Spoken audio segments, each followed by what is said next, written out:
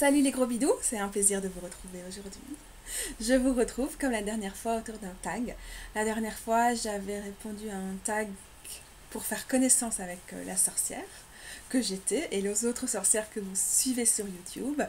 Et cette fois-ci, c'est un tag plus spécifique sur le tarot. Auquel j'ai accroché avant tout quand je me suis rendu compte qu'un collectif de cartomanciens et cartomanciennes s'étaient regroupés pour faire des vidéos sous le nom de Three Fat Readers, les trois gros lecteurs, lectrices de tarot, donc voilà, ça m'a plu. Donc le lien vers ces personnes et vers leur version en anglais des questions sera évidemment dans la barre de description en dessous. Et cette fois-ci, j'ai fait les choses correctement, c'est-à-dire qu'en écoutant leurs très longues vidéos, j'ai traduit tous les trucs en français.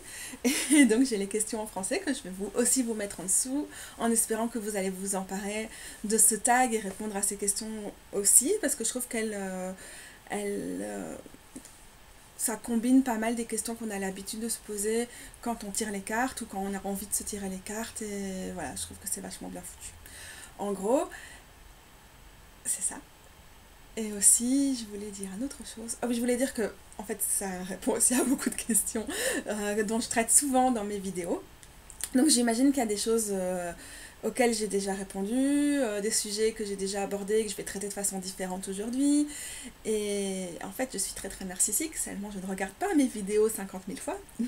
Donc je ne sais plus de quoi je parle dans mes vidéos, la mémoire, ça file. Hein. Donc voilà, donc je m'excuse s'il y a des moments où c'est un peu répétitif par rapport au contenu d'autres vidéos. Dans tous les cas, je crois que c'est intéressant, que la pratique du tarot évolue et que forcément une vérité d'il y a un an va pas être la même qu'aujourd'hui.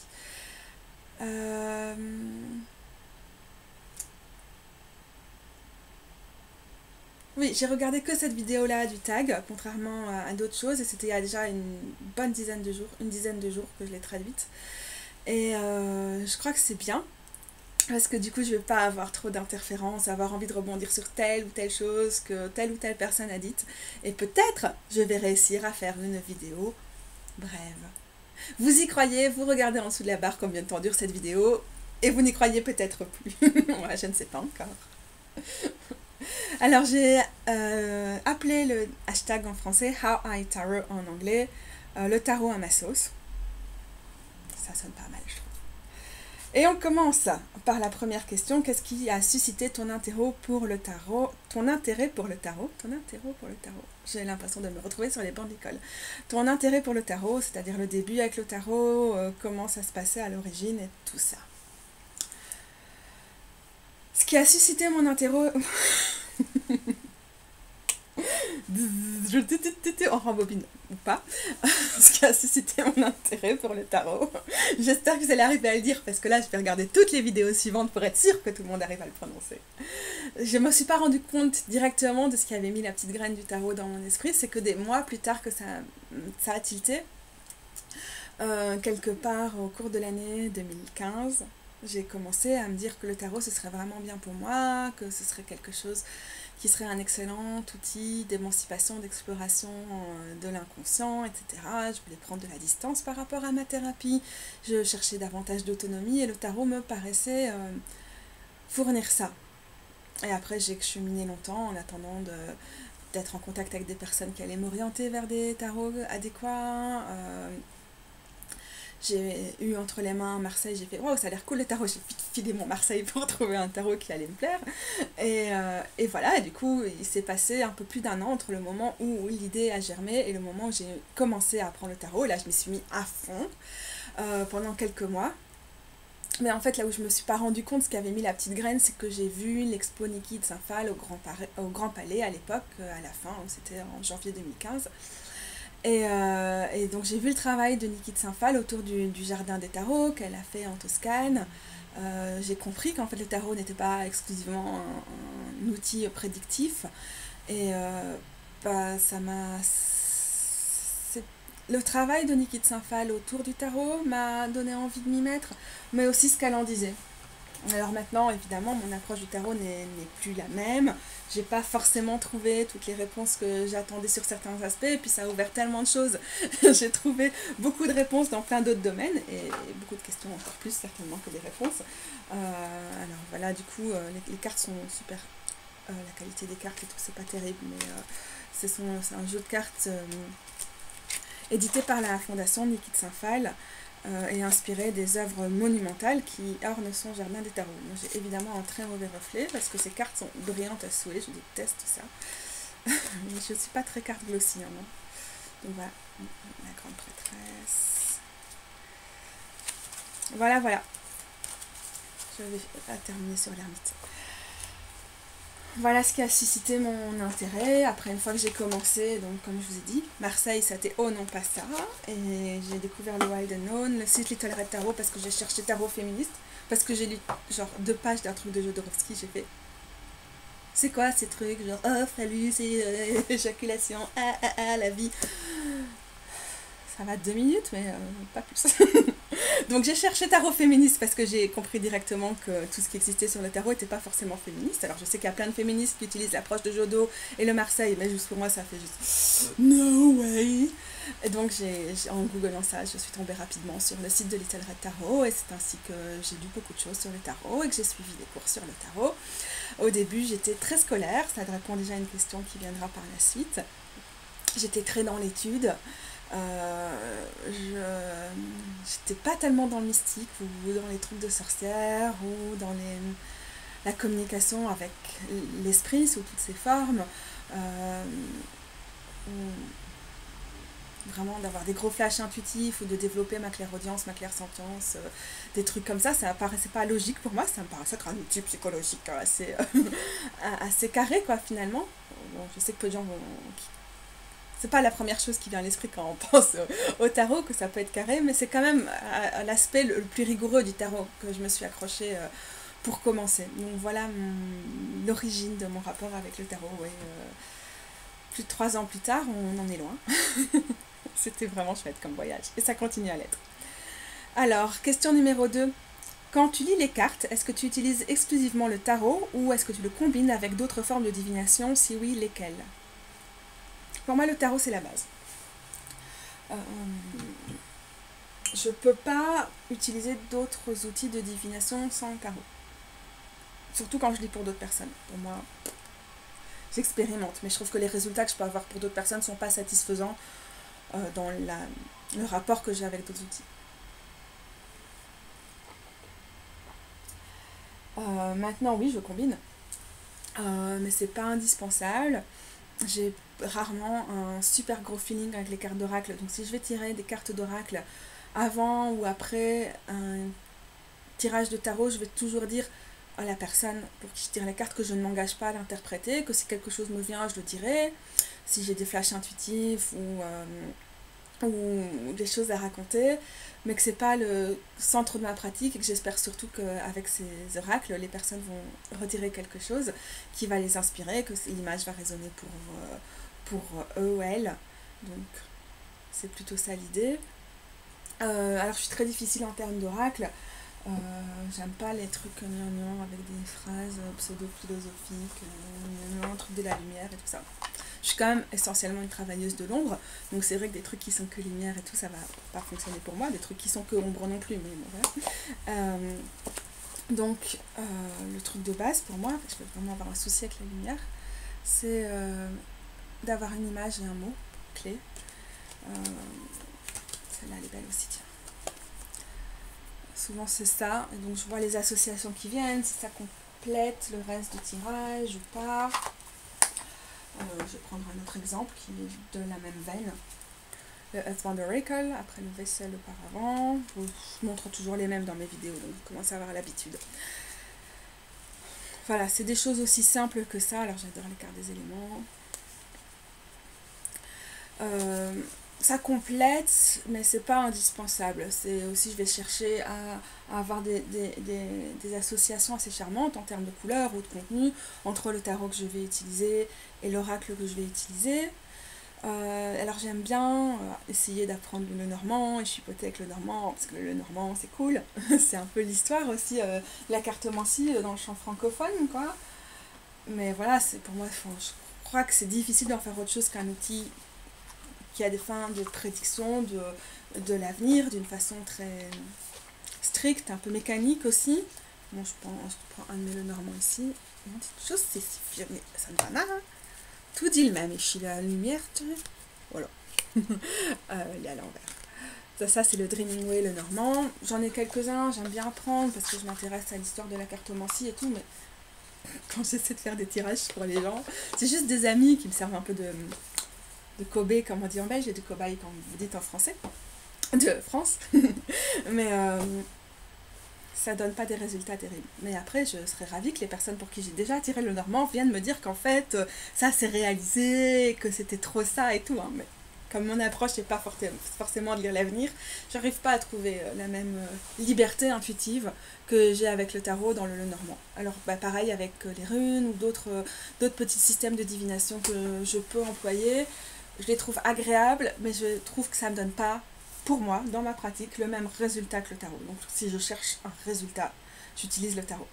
Mais c'est vrai que du coup, le tarot, dans ma pratique du tarot, est un outil difficile pour établir des prédictions, genre avoir des chiffres, des dates, des délais en termes de temps, parce que justement, il a moins de rigidité que d'autres systèmes. D'un autre côté, il y a toujours moyen. Quand on veut quand même un peu travailler, essayer de toucher un peu à la projection ou à une forme d'avenir ou d'avoir des idées d'échéance ou quoi. Donc c'est pas ce que je fais en premier lieu, bien sûr, mais parfois ça intervient, surtout dans ma pratique perso. Je peux parfois trouver ça tout simplement quand même d'un point de vue symbolique dans les cartes, des choses qui vont se réveiller. Je sais pas si ça a du sens. J'essaie d'être à la fois précise et vague. Ça donne rien, ok. Est-ce que tu es plutôt une voyante ou est-ce que tu lis les cartes? Alors comment j'avais compris la question quand les personnes se sont interrogées autour de ça dans la vidéo initiale du tag, la question c'était plutôt est-ce que tu es en mode... Oui, voyant en anglais c'est psychic, donc ça, cette idée un peu médium, c'est plus large que voyant j'ai l'impression. Et lire les cartes ça consiste plutôt à dire... encore une fois, cette façon mécanique en fait de lire les interactions entre les cartes dans le tarot et tout, que, par exemple c'est quelque chose que le normand fait très bien. Je trouve ça plus difficile avec le tarot. Je dirais que je suis en priorité une lectrice intuitive, que le tarot est un support, que c'est un outil, mais que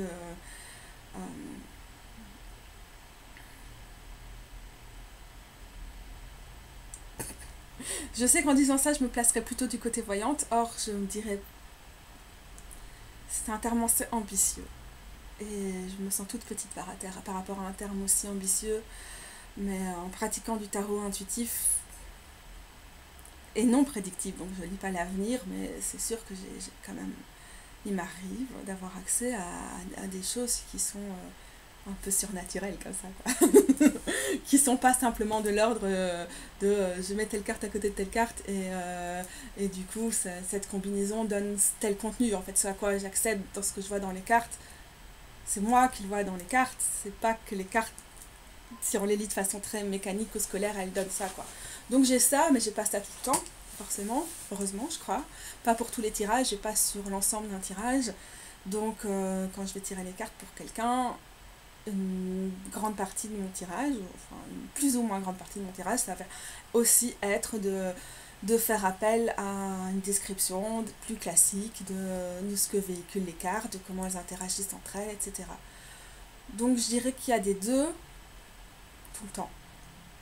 Et que je peux jamais m'engager, je peux rarement m'engager au préalable à est-ce que je vais donner à la personne à qui qui me demande de lui tirer les cartes et à qui je le propose, je peux pas m'engager que ça va être plutôt l'un ou l'autre, ça dépend beaucoup.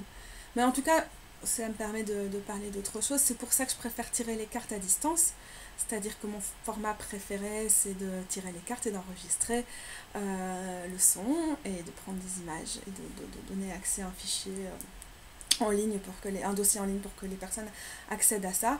Bon, il y a une partie qui est juste ma maladie chronique me permet pas d'écrire efficacement tout le temps, d'être fiable par rapport à l'écriture et tout. Et puis il y en a un autre aussi, donc ça c'est déjà à distance, d'accord, mais à distance plutôt oral qu'écrit. Et l'autre aspect c'est voir les gens en face, donc déjà ma maladie fait que je suis pas très fiable, c'est compliqué. Mais d'autre part, je trouve que les réactions des gens, l'interaction avec les personnes en face, de connaître leurs attentes, de lire les gens, ça ne permet pas de lire les cartes parfois. Ça vient vraiment dans le passage, ça fait barrage au message intuitif. Si on a une grosse intuition d'un truc et qu'on le dit et que ça ne résonne pas chez les gens, directement on est renvoyé dans une autre voie qui peut s'avérer être une impasse. Or, si notre première intuition, elle va nous dire ah, ça me fait penser à ça, est-ce que ça résonne chez toi, et qu'on n'a personne en face, même si ce premier truc, c'est pas vraiment ça, ben, on peut continuer à écouter ses intuitions et ça va s'affiner, ça va être plus précis pour la personne en face. Et donc dans ce cas-là, ça fonctionne mieux. Donc je préfère de loin tirer les cartes à distance. Et je sais qu'il y a beaucoup de gens qui ne croient pas trop qu'on peut tirer les cartes si on n'a pas la personne en face. Il y a plein de gens qui ne croient pas qu'on peut tirer les cartes. Donc voilà, mais c'est vrai que c'est ma façon de faire. Pour l'instant, c'est là que je me sens mieux. C'est avec plaisir que de temps à autre, je lis les cartes pour des gens en live, mais c'est tout. Bon, tout ceci étant dit, je suis toujours pas une cartomancienne professionnelle. Je tire les cartes très très très ponctuellement quand je me sens un peu bien. Comme aujourd'hui, j'ai tiré les cartes parce qu'on est au 3e jour après mes règles. Alors d'un point de vue hormonal, je suis bien, j'ai pas trop de douleur. Demain, ce sera certainement fini cette fenêtre-là. Donc, je dois tirer les cartes en moyenne 2 fois par mois, quoi, quelque chose comme ça. Je suis quand même pas une grosse cartomancienne. Enfin, je suis grosse, mais c'est tout. Donc, voilà. Question suivante. Utilises-tu le tarot à d'autres fins que tes tirages? Entre parenthèses, on a des exemples dans des sorts, sur ton hôtel, exposés comme art ou pour des cadeaux. Oui, bien sûr, le tarot c'est un outil, je peux l'utiliser pour plein d'autres choses et c'est ça qui est génial. Alors par exemple, là j'ai un truc du tarot de Gulliver qui sert de décoration sur mon GSM.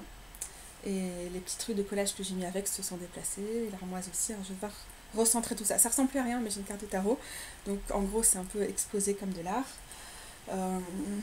J'ai du coup fait un peu le tour de la maison pour avoir d'autres choses que j'expose, par exemple ça qui vient du Slatis Tarot que j'ai vendu récemment, parce que je fais parfois du ménage dans mes tarots, mais que j'ai gardé ça quand même.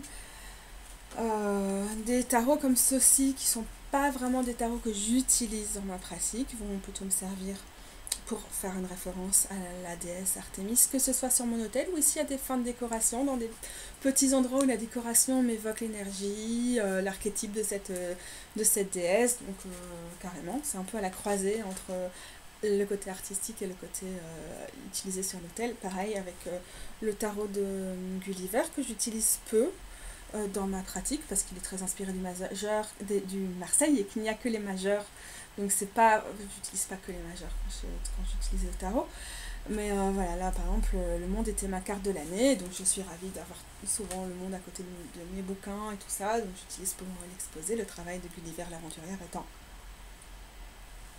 formidable, ça aide.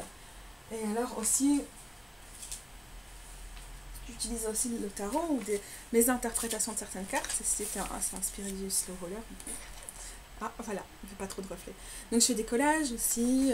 J'ai pris que celui-ci qui était plus ou moins accessible dans ce que j'ai, que je vais placer à différents endroits parce qu'il m'inspire. Donc voilà, j'avais envie de travailler avec la carte du monde. J'ai passé des mois à faire ce collage un peu bancal au début de l'année. Mais ça avait vraiment beaucoup de résonance pour moi. Dans des sorts, oui, bien sûr, quelle que soit l'énergie, les intentions qu'on veut mettre, ce qu'on a envie de manifester, il y a toujours une carte de tarot ou une combinaison de cartes de tarot qui permet de concentrer cette énergie. Donc je vais d'office les utiliser pour des sorts ou pour mettre sur mon hôtel, pour travailler avec ces énergies, m'en souvenir, parce qu'elles symbolisent quelque chose pour moi sur le cycle lunaire, par exemple, en cours et tout. Donc cet outil, oui. Comme des cadeaux, oui, j'ai pas des tarots, alors plutôt des oracles. J'ai certains oracles qui sont par un rares. Je ne l'ai pas ici, j'ai le Oracle of Oddities. Je sais que plein de gens le veulent et n'ont pas pu se le fournir quand il était disponible. Donc par exemple, quand je fais des colis pour des amis, je vais glisser une carte dedans. Je donne aussi mes tarots et mes oracles que j'utilise pas à des amis. Ça m'arrive régulièrement qu'il y a quelqu'un à la maison qui craque sur un tarot et je vais lui offrir. Ça dépend lesquels et ça dépend quel type d'amis, évidemment, mais bien sûr, j'aime bien la circulation en fait, hein, des tarots et tout ça. Et, oui. Mais des cartes de tarot, c'est difficile quand même de diviser un jeu de tarot et de commencer à donner des cartes au hasard. C'est un ensemble, quoi. Les 78 cartes, elles sont nécessaires, elles collent, quoi. Ouais, le tarot est vraiment un outil qui a plein de possibilités et j'essaie les exploiter. L'exploiter n'est pas le mot, mais d'en profiter au maximum et ça renforce aussi ma connexion avec les cartes et les champs qui s'ouvrent à chaque fois que je tire des tirages. Quoi. Ça renforce aussi ma pratique. As-tu fait des pauses avec le tarot? Si oui, pourquoi? Des pauses, oui, mais de quelques mois comme ça. Pas vraiment des pauses. J'ai continué, je continue à tirer. Même quand je vais pas bien et que je me sens pas connectée avec le tarot, j'abandonne pas complètement le tarot. Je vais quand même tirer une carte de temps en temps ou me faire un tirage de pleine lune ou autre chose. Donc j'ai pas eu l'impression de faire des pauses, même s'il y a des moments où j'ai été moins investie dans ma pratique du tarot. Mais par contre, pour ce qui est de tirer les cartes pour d'autres personnes, oui. Surtout au moment où mon syndrome des lers dans l'os est devenu insupportable et où je travaillais à mi-temps en plus. Là, c'était devenu, tout était devenu trop. Mon corps tenait plus, suivait plus. Et donc, tirer les cartes pour d'autres, c'était l'enfer sur Terre. Euh,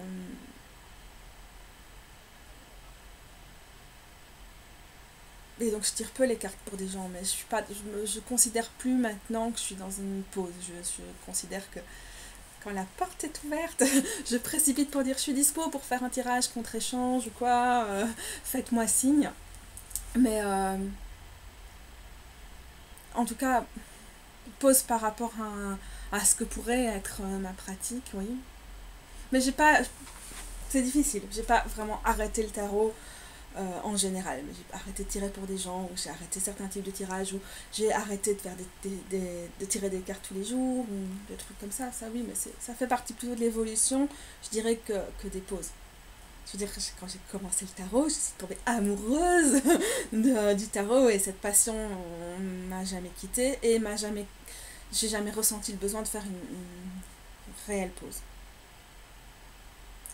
Si tu pouvais vivre dans une carte du tarot de Waite Smith, laquelle ce serait? Alors, je prends mon Waite Smith.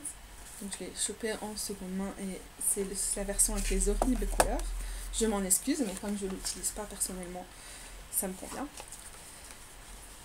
Alors du coup, comme je le trouve pas très joli, personnellement, c'était difficile pour moi d'identifier des cartes dans lesquelles je me serais visualisée. Dans les personnes qui ont fait la première vidéo, au final, beaucoup de gens se sont éloignés de cette question-là, mais la question du Waite Smith. Moi, j'avais quand même envie de parler de celui-ci. Alors, quand je regardais la vidéo, j'ai directement sélectionné les cartes qui sont encore au sommet de mon jeu, puisque je ne l'utilise pas, ou peu. J'ai pensé au 9 de Pentacle. Et alors, du coup, l'As de Pentacle, avec tout ce qu'on devine derrière comme petit jardin, ou le Roi de Pentacle. Donc, en fait, dans les jardins de Pamela Colman Smith. Et pareil, avec l'Impératrice, peut-être davantage encore, parce qu'il y a de l'eau et tout ça autour. Et alors l'As de coupe, mais ça dans tous les jeux, moi j'ai envie de me plonger dans l'As de coupe tout le temps. Et alors, le 3 de coupe m'a inspiré aussi parce qu'il représente l'amitié d'une façon tellement poignante. Donc voilà. Donc les jardins de Pamela me parlent au plus profond. L'élément de terre est un de mes éléments favoris, donc c'est pas un hasard si on a des pentacles partout. Tout à l'heure, quand je relisais les questions avant de faire la vidéo, j'ai plutôt pensé au 9 de Pentacle. Mais là, maintenant que je vois l'impératrice qui a davantage d'eau autour d'elle et ce symbole de Vénus, donc c'est une référence à la beauté et à l'amour, et puis tout ce qu'il y a autour, les étoiles, le blé, qu'il faut aussi penser à la déesse Déméter et tout. Je dirais quand même l'impératrice. Mais je me vois pas me blottir à côté de l'impératrice. Hein. Je me vois être à sa place, hein, profiter de la nature à total. Voilà. C'est une carte avec laquelle j'ai eu beaucoup de mal très longtemps. Et je crois que j'ai déjà dit aussi en vidéo. Mais maintenant, ces derniers mois, j'étais amenée à travailler avec cet archétype difficile. Parce que souvent très genré. Et ça se passe bien. Je continuerai à écrire dessus. Question numéro 7. Utilises-tu le tarot pour des prédictions? Prédis-tu le futur? Non. Oui, mais non. Je peux avoir des flashs ou des prémonitions, tout, comme beaucoup de gens, hein, c'est pas propre aux personnes qui tirent les cartes. Je ne souhaite pas utiliser le tarot dans ce sens parce que je ne pense pas que l'avenir est figé, je ne pense pas que ce soit intéressant de se bloquer dans une voie unique. Donc de toute façon, même s'il y a des petites étincelles d'avenir qui se montrent dans mes tirages, c'est jamais quelque chose de fermé ou de définitif. Ça ne correspond pas à mes convictions, à mes principes, à comment je vois la vie, comme quelque chose où tout serait écrit. Donc voilà, déjà, la première chose. Maintenant, le tarot, c'est vraiment pour moi un outil qui permet d'explorer une situation sous plein de facettes différentes et souvent de mettre en lumière des éléments qu'on ne conscientise pas tellement, ou bien de vraiment aller creuser dans les ombres. Et donc forcément, on est dans plein de dimensions, et on est aussi dans plein de dimensions temporelles quand on travaille avec le tarot, mais aussi en termes... On est dans plein de dimensions en général.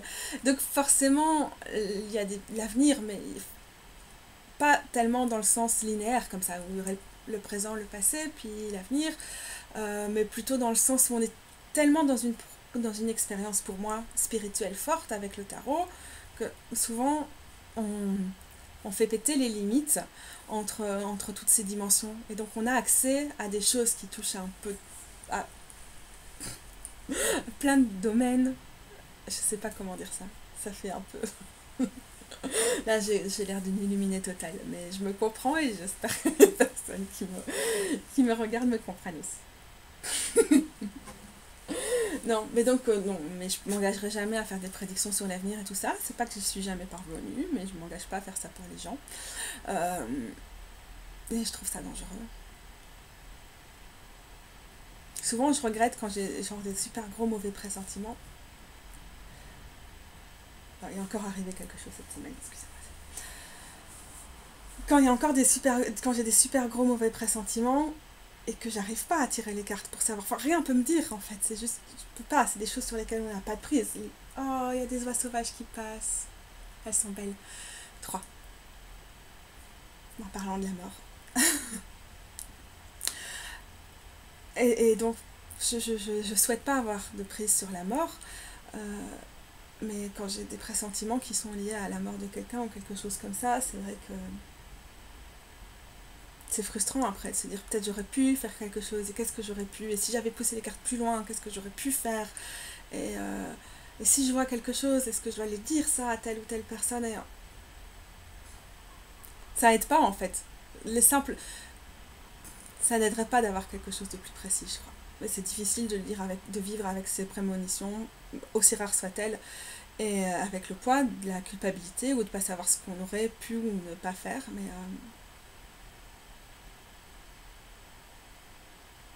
c'est compliqué. Donc je ne prédis pas l'avenir. Dans ce cas, par rapport à la deuxième question qui était est-ce que tu es une voyante? Non. Mais certainement je travaille sur quelque chose de très liminal, et donc sur un flou entre les limites entre les mondes, entre le visible et l'invisible, la mythologie, des figures mythologiques de la Grèce antique par exemple, et puis des figures des panthéons de mythologie qu'on a actuellement dans la pop culture, ou des trucs comme ça. Tout ça vient se flouter, et ça peut faire partie... Moi je trouve que ça ressemble à de la voyance, et que parfois on accède à des choses qui sont liées à l'avenir, mais c'est pas vraiment quelque chose que je souhaite à l'heure actuelle communiquer dans mes tirages pour d'autres personnes.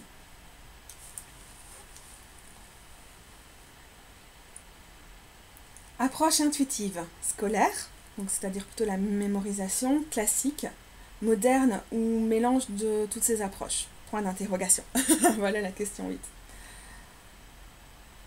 Mélange de ces approches sans doute, donc intuitif, je l'ai dit assez souvent depuis le début de cette vidéo pour qu'on l'ait compris. Scolaire, oui, parce que j'ai bloqué les cartes, hein, je les ai, comme on dit en Belgique, j'ai fait mon petit blocus. Je les ai étudiées. Je continue de le faire, même si je laisse davantage de place mon intuition et à me forger mes propres interprétations plutôt que de lire absolument des choses très académiques sur le tarot. Mais bon, je continue quand même. C'est important, donc ça vient se superposer. Classique, certainement pas. Je pense pas. En tout cas, les personnes qui lisent ce que j'écris sur le tarot ou qui m'écoutent disent que j'ai une approche plutôt moderne. Alors maintenant, dans moderne, euh, souvent les gens qui disent je suis une sorcière moderne se réclament en fait d'un truc qui est très bien-être, néolibéral, qu'il faut être productif et résilient pour produire plus et tout. C'est pas du tout mon approche. Hein. Par moderne, je veux pas dire ça. Je suis foncièrement une sorcière anticapitaliste et une cartomancienne anticapitaliste, ça changera pas. Mais le point levé.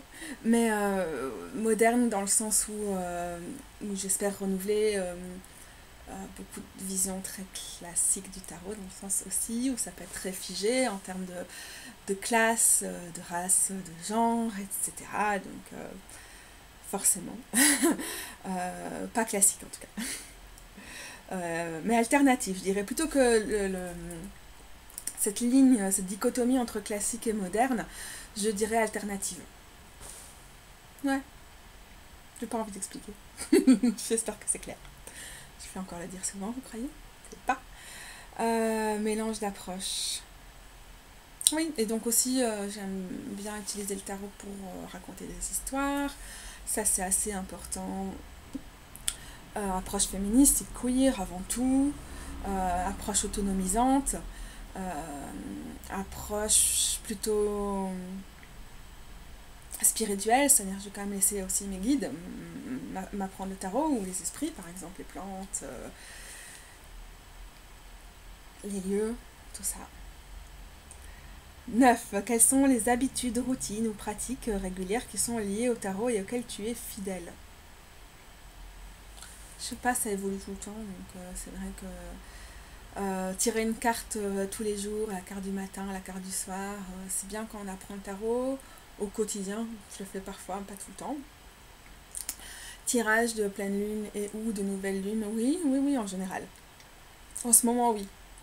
De là à dire que c'est une routine, non, parce que le mois prochain, ça pourrait complètement être différent. Euh, Au niveau des sabbats, c'est pareil. Oui, mais pas tout le temps.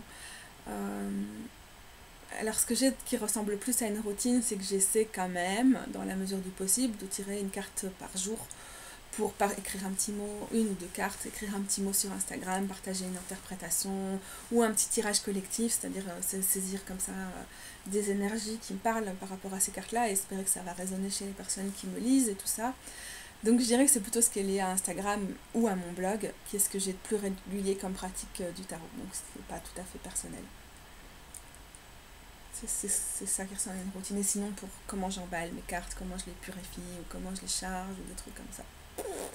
Ça dépend. J'ai pas de routine non plus. Considères-tu le tarot comme un outil de magie, un outil spirituel, un outil de psychologie et de self-help, ou autre chose, ou tout ça à la fois? Oui, tout ça à la fois, carrément, ouais. Ou un peu, pas toujours simultanément, mais un peu de tout ça tout le temps quand même. Et magie, spirituelle, psychologie et self-help. Ça fait déjà pas mal, hein. Je dirais que self-help, pour moi, ça a une connotation un petit peu différente que self-development. Comment on appelle ça en français? Développement de soi? Non, pas comme ça qu'on appelle. Développement personnel. Non, parce que cette idée de développement, c'est toujours qu'on doit s'améliorer, qu'on doit être plus... Bon, c'est très capitaliste. Donc non, mais self-help, oui, parce que pour moi, le self-help, ça s'inscrit aussi dans une tradition féministe. Par exemple, les traditions d'auto-examination de son corps qui sont émergées dans les années 60 et 70, 70. Par exemple, de faire des examens gynécologiques pour que les femmes, à l'époque, on considérait que c'était des entre-soi de femmes. Après, maintenant, heureusement, on considère le genre de façon plus fluide. Puissent voir leur corps, voir leur col de l'utérus, etc. et se réapproprier les savoirs là-dessus, alors que pendant des siècles, ça avait appartenu aux médecins, qui les avaient complètement désautonomisés par rapport à tout ça, alors qu'avant, on sait en partie les personnes qui avaient le savoir par rapport au corps et à la sexualité, c'était souvent des femmes, les sages-femmes, les bonnes femmes, les sorcières, les femmes savantes des villages, etc. Donc pour moi, le self-help, c'est quand même plutôt un mot féministe, c'est un mot de réappropriation des savoirs qu'on essaie de retirer à des minorités, que la culture dominante retire aux minorités, ou que la colonisation a pu retirer aux personnes racisées ou indigènes et tout et tout. Donc j'ai moins de problèmes avec ce mot-là. Et du coup, psychologie slash self-help partant de cette idée-là, ça me va. Développement personnel, pas pour moi. Mais je comprends que certaines personnes fassent du développement personnel avec le tarot. C'est juste pas ma tasse de thé. Question numéro 11. J'ai l'impression d'être un peu folle aujourd'hui. Je sais pas ce que j'ai foutu dans mon café, mais j'espère que c'est possible de me suivre.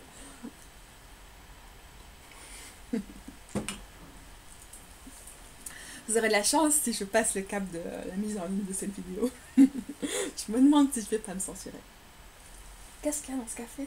Rien. À part un bisounours. Question numéro 11. Collectionnes-tu les jeux de tarot? Pourquoi et pourquoi pas? Oui et non. Oui, parce que j'en ai beaucoup. Alors du coup, j'ai préparé ma petite liste de mes tarots pour vous donner une idée de combien j'en ai, parce que c'est une question qu'on me pose souvent. Alors, j'ai 8 oracles, j'ai 4 Lenormand et j'ai 19 tarots. Donc ça peut être beaucoup pour certaines personnes et peu pour d'autres, ça dépend vraiment. Je collectionne pas parce que j'essaie de garder les tarots que j'utilise, que ce soit pour moi ou pour d'autres personnes, ou des tarots qui ont du sens pour moi, dans le sens où même, j'en ai pas, je les ai pas pris ici, dans le sens où même si je les utilise pas dans ma pratique, selon les périodes de l'année ou quoi, ils vont quand même m'être utiles pour pouvoir tirer les cartes sur Instagram, donner des interprétations et tout, parce qu'ils proposent plus de représentativité, qui ne se cantonnent pas aux écueils habituels des tarots en termes de genre, de validité, de race, etc. Donc, c'est là, je dirais quand même presque que je les collectionne, même si j'essaie de me réfréner, que mon portefeuille me réfrène, parce que de toute façon, je pourrais quand même pas faire autrement. Sinon, quand j'ai des tarots avec lesquels je fonctionne pas bien, je les donne ou je les revends. Je suis encore passée à pêle-mêle la bouquinerie cette semaine pour en vendre quelques-uns. C'est un bon plan pour trouver des tarots pas chers pêle-mêle ici à Bruxelles, donc celui à Excel, à la chaussée de Waterloo, ils en ont quand même souvent, et on m'a dit que celui du centre aussi. Mais je veux pas souvent celui du centre, parce que c'est moins mon coin. Qu'est-ce que j'allais dire? Oui, du coup, celui-ci par exemple, m'avait coûté, je crois, 6 € là-bas. C'est pas mal, parce que du coup, c'est une petite édition vintage, c'est un peu ça. Donc ça dépend. Parfois, les prix, je les trouve un peu trop chers pour des tarots qui, sur les grands méchants sites d'exploitation de la planète et des gens, coûtent vraiment pas cher. Mais bon, voilà. Après, c'est vraiment une question d'une envie de s'investir dans la seconde main et de pas acheter neuf. Tout. Voilà, donc j'essaie au maximum de me séparer des jeux avec lesquels je travaille pas ou peu, même parfois certains jeux qui avaient des bons côtés en termes de représentativité, mais avec lesquels sur deux aspects je butais davantage, et donc j'ai pas voulu m'obstiner, comme le Slatis Tarot. Il y a certains tarots avec lesquels je travaille pas énormément, et de temps en temps je tire une carte pour savoir s'il veut rester encore un peu ou si c'est bon, je peux le donner ou je peux le revendre, et en fonction de la réponse j'avance un peu avec ça, et puis en fonction des besoins aussi. Bon, faut pas se cacher, j'ai été vendre cette semaine et la semaine passée, c'est juste qu'on avait besoin de thunes, hein, mais voilà, je devais quand même m'en séparer à un moment, ouais. Donc j'essaie de moins craquer. C'est-à-dire qu'avant, il y avait moins de jeux qui étaient dans une plus grande représentation. Donc dès qu'il y en avait un qui sortait, c'était un super gros événement. Maintenant, comme il y en a plus, quand il y en a un qui sort, je vais d'abord me dire, mais est-ce que ça correspond à ce que j'utilise? Est-ce que ça va fonctionner dans ma pratique et tout? Si c'est pas le cas, et comme l'argent est quand même pas là, je vais faire, non. Donc voilà. je continue quand même à acquérir des tarots, dans le sens où, par exemple, je me suis fait offrir celui-ci pour mon anniversaire, celui-là à Noël. Pourquoi? Parce que c'est vraiment des tarots intuitifs de folie et que je vois bien qu'en fait les tarots, il y a beaucoup de monde, beaucoup de dessins et tout, c'est pas tellement ma tasse de thé, à part quelques rares exceptions, et que j'ai besoin de tarots comme le Ophidia Rosa Tarot. Donc, voilà. Mais c'est vrai qu'en ce moment, je me sens un peu... je me sens bien avec les tarots que j'ai, je les aime. Ça fonctionne entre nous. Je sais, sortez les violons, je suis gnangnan aujourd'hui. Alors, donc, oui et non. Mais j'ai un peu collectionné davantage les tarots à certains moments. Et aussi, par exemple, quand j'ai écrit ma série Grossir le tarot, à l'origine, surtout en anglais, alors j'avais vraiment besoin de pouvoir comparer et tout ça, d'avoir quand même suffisamment. C'est quand même une grosse partie d'entre eux que je me suis séparée depuis lors. Parce que du coup, je voulais pas rester dans une optique d'accumulation assez vaine. Mais bon, je suis peut-être anticapitaliste, mais je suis ultra dépensière, donc c'est compliqué. J'aime les tarots, j'aime les choses. Ça fait très mon précieux, c'est fait exprès. Préfères-tu un ou des styles esthétiques en particulier? Si oui, lesquels? Alors, si vous me connaissez, vous allez penser que j'aime que les trucs avec plein de couleurs, et des trucs roses, des petits trucs cute et mignons. Mais ça, c'est si vous êtes resté à l'aspect le plus gnangnan de ma personnalité. Et oui, le rose est ma couleur préférée, j'aime être habillée comme une poupée Barbie, c'est vrai. Mais non, c'est pas avec ce genre de tarot que je préfère travailler. Je préfère souvent quand il n'y a pas trop de couleurs. Donc par exemple, là, on a les deux de mes tarots les plus préférés au monde. On est dans une esthétique avec 4 couleurs. Je pensais justement tout à l'heure quand je disais que j'avais envie d'habiter dans des as de coupe. Je pense que si je pouvais vivre dans une carte de tarot, ce serait celle-ci. Donc, oh merde, pardon, je fais bouger l'écran. Attends sur l'ordi. Donc voilà, il y a 4 couleurs. On est dans des choses qui sont pas trop binaires. Il n'y a pas trop de gens. Là, on a aussi, c'est pas esthétique, mais ça compte, les figures qui ont été renommées. Alors là, donc voilà, le Slow Roller Tarot, c'est vraiment, on est en plein dans le style, les esthétiques de tarot qui me font vibrer à fond. Donc, sobre en termes de couleurs, après chargé au niveau du reste. Sobre et sombre. J'aime pas trop les trucs qui sont très fantasy ou des trucs comme ça, genre tarot des vampires ou des trucs. Ça fonctionne pas du tout pour moi. Je vois ce qu'on leur trouve, mais c'est pas du tout mon univers. Donc pas dark dans ce sens-là, par exemple. Et donc le TA, hein, on a tous compris, hein, j'ai fait une vidéo au sujet de ce tarot. C'est un de mes favoris au monde. Je le kiffe grave à fond, de fond. Voilà, c'est un tarot gravure, noir et blanc. Génial. Par contre, il y a des gens sur celui-là, et c'est un des seuls tarots où il y a des personnages sur à peu près toutes les cartes que je vais utiliser. Et je vais arrêter d'essayer de lutter contre les reflets, je pense. Donc là, on est vraiment dans le cœur de ce qui me plaît. Ok, je vais mettre ça là. Dans le côté très symbolique, et aussi en partie sombre, voilà, hein, le Wooden Tarot. Il y a peu de couleurs, on a des os, des crânes cassés. Tu reviens le hiérophante. Là, pétales comme ça, très minimaliste, beaucoup de choses qui ont 3 yeux ou des œufs un peu partout. Coucou, le retour. ça me plaît, mais vraiment beaucoup. Alors, je viens d'avoir une qui a plus de couleurs. C'est pas nécessairement qu'il y a peu de couleurs, mais voilà, la personne qui a travaillé ces cartes, elle les a conçues aussi sur du bois, comme ça, c'est gravé dans le bois, on parle dans le bois, je sais pas très bien, je connais pas trop les techniques. J'aime bien ça.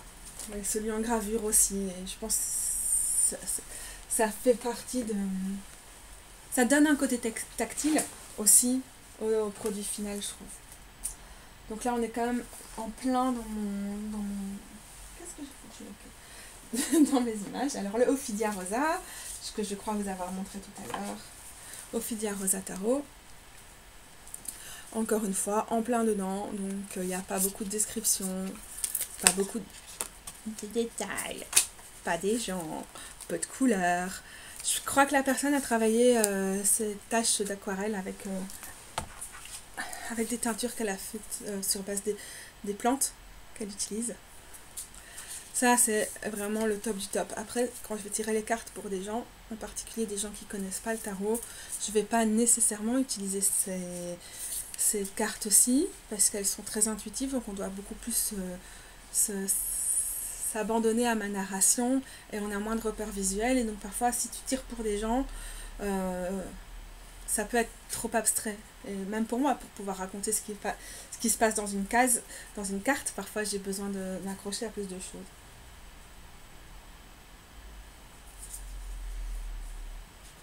Par exemple, prenons le fou de cette carte-ci. C'est marrant parce que en fait, je découvre ce tarot au fur et à mesure que j'utilise, mais je ne l'ai pas du tout étudié. Je l'utilise surtout pour moi.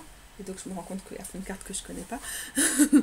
Alors, le fou, du coup, je trouve qu'il y a quand même moyen d'en appeler visuellement à l'imagination des gens en disant que, par exemple, les plantes sur le côté, c'est un peu comme si c'était le bâton sur lequel s'appuie la canne, sur lequel s'appuie la folle quand elle part à l'aventure, quelque chose comme ça, qu'elle a du rêve plein la tête avec tout ce qui est en train de flotter là, mais en même temps, peut-être pas beaucoup de pragmatisme ou de réalisme, parce que rien n'est ancré dans le sol, dans tout ça a l'air d'être oui, arc-en-ciel et feux d'artifice, j'y vais, je vois pas la falaise, je tombe dans le précipice. Je crois que je pourrais le rendre aussi avec ça. Je suis un peu surexcitée aujourd'hui, je vous le concède. Donc voilà, ça j'aime beaucoup. Et alors pour le coup là, j'adore le Ophidia Rosa Tarot, les Maiden Oracle. C'est la qualité des cartes. Elles sont assez rigides, mais elles se mélangent super bien, hein, même si vous pratiquez les côtés dorés, mais pas trop, parce qu'il y en a plein où ça s'enlève et tout, c'est relou, mais à mort. Le côté mat, on l'a compris tout à l'heure, je déteste le brillant. Ça, c'est pas brillant du tout, on ne peut plus mettre. Donc ça me plaît déjà. Si je craque sur des tarots, sur des Kickstarter ou des trucs comme ça qui sont brillants, je vais les recevoir. Je vais faire, je peux pas vraiment les utiliser. Désolée. Et j'utilise vraiment pas les tarots qui sont brillants. Sauf pour tirer des cartes pour Instagram ou quoi, mais je peux pas vraiment me mettre dans le truc. Alors ça m'attrapera. Voilà plutôt mon imaginaire. Alors j'aime bien... J'adore mon Guided Hand Tarot, je l'utilise fort volontiers, je l'apprécie grandement avec ses petits collages. Après, si je réfléchis, c'est juste, j'aime les collages en général. Mais je vais pas forcément dire, c'est mon style de tarot en fait, au final, pour répondre à cette question-ci. Mon style de tarot, c'est ce que je vous ai montré, c'est les cartes que je vous ai montré, ça c'est mon fil rouge. Avec du plus ou moins de gens ou d'animaux ou de détails et d'éléments conventionnels. Par exemple, le Wooden Tarot et le Ophidia Rosa sont pas du tout conventionnels. Parfois, ils s'éloignent vraiment très fort d'une interprétation classique ou moderne. J'ai accroché au mot tout à l'heure, Descartes, mais ça me va parfaitement. Et alors, il y avait une question bonus que les 3 Fat Readers avaient rajouté. Les personnes avaient ajouté ça à une question précédente où les personnes se demandaient, ok, tu parles de tes jeux avec tellement d'emphase, est-ce que tu personnifies tes jeux? Donc cette question est donc, est-ce que tu personnifies tes jeux? Et donc en français j'ai mis, attribue-tu des traits de caractère à tes jeux de tarot? Donc je les personnifie pas dans le sens où je vais vraiment attribuer une personnalité, un caractère à chaque tarot. Maintenant, je trouve quand même qu'ils ont que chacun des tarots a quelque chose de très distinctif, que quand je vais aller vers un tarot, c'est souvent parce que je vais chercher cette chose très spécifique, cette tonalité, cette texture, ce relief que peuvent avoir ces tarots-là. De là à dire que je les personnifie, non, pas du tout. Je suis pas très attachée, je suis très maladroite et peu soigneuse. Et donc ma vie fait que je me suis rarement très attachée au matériel. En tout cas, les garder dans un bon état et tout. Donc, C'est scandaleux, vous devez me détester. Mais voilà, donc non. Mais oui, ils ont une personnalité, ils ont le petit quelque chose, le petit zazazou qui leur convient, quoi. Ça, c'est là, c'est sûr. Mais non, pas de personnalité. Sauf quand un tarot fait un truc super, genre synchronicité, tu tires une carte et tu pensais justement à ça, ou ça fait une référence à autre chose, et là, ah, ce tarot est trop marrant. Mais encore une fois, c'est ce que le tarot a capté qui est marrant. Le tarot reste, demeure un outil. J'espère que ça vous a plu de m'entendre pendant 50 minutes répondre à des questions très simples. J'ai vraiment hâte d'entendre vos réponses à vous aussi. Si vous êtes restés jusqu'au bout, merci les gros bidous, vous êtes très très courageux parce que c'était une très longue vidéo et une catou très très incohérente. J'espère que c'était pas trop désagréable à regarder, je commence à avoir chaud.